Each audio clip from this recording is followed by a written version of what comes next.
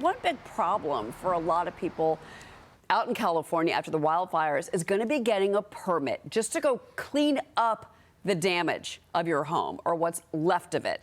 Jillian Michaels, she explained her issues with the state. Watch.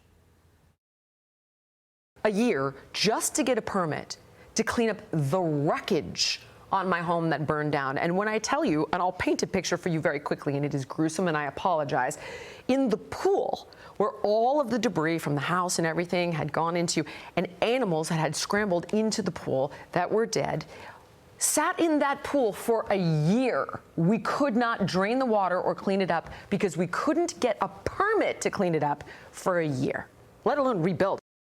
I want to get reaction from Pacific Palisades resident Don Griffin. And we do know that on Sunday, Newsom says he's going to suspend California environmental law to eliminate quote unquote roadblocks.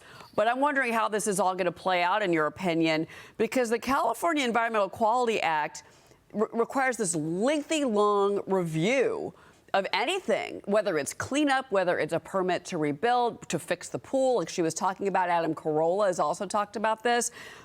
Is this move by Newsom, do you think, enough? Can he just snap his fingers and make it easier to rebuild for you and for your clients?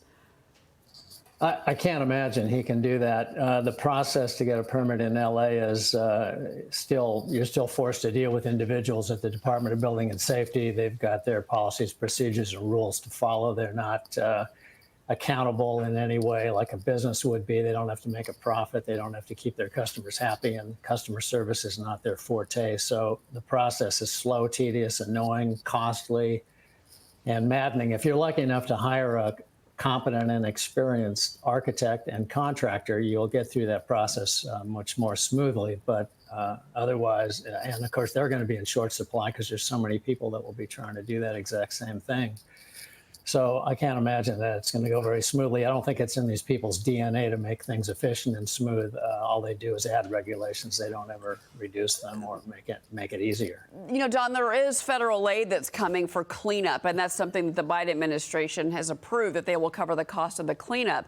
What kind of time frame do you think that residents, let's focus on Pacific Palisades, the worst hit area, what kind of time frame do you think it's going to take to clean up these thousands of structures that are now ash? If the state or city could do it in an efficient manner and bring in a sufficient size workforce, it could probably get done within some number of months. But, you know, if those are two big ifs, whether or not they can actually or are willing to do that.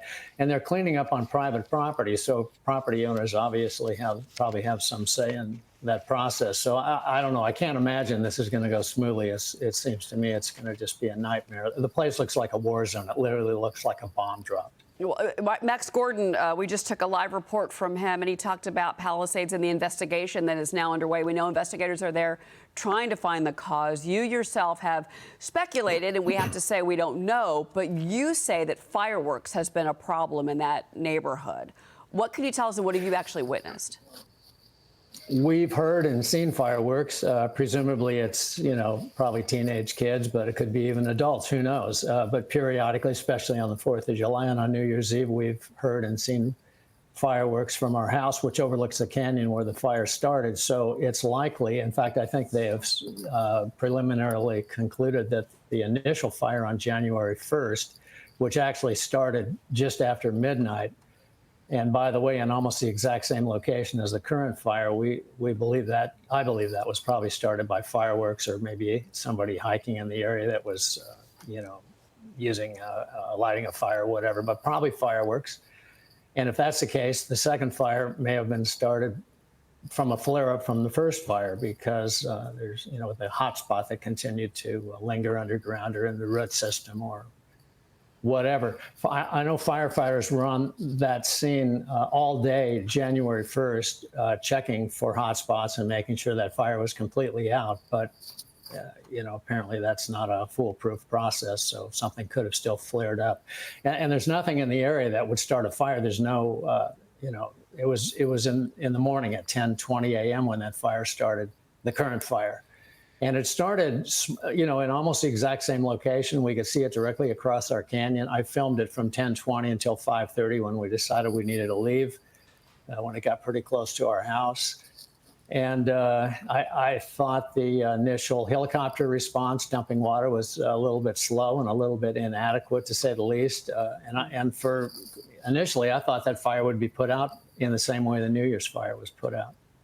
And it wasn't. Now, they're blaming high winds, but initially at 10:20 in the morning, the winds weren't, as strong as they were as the day progressed and the fire spread. So, who knows?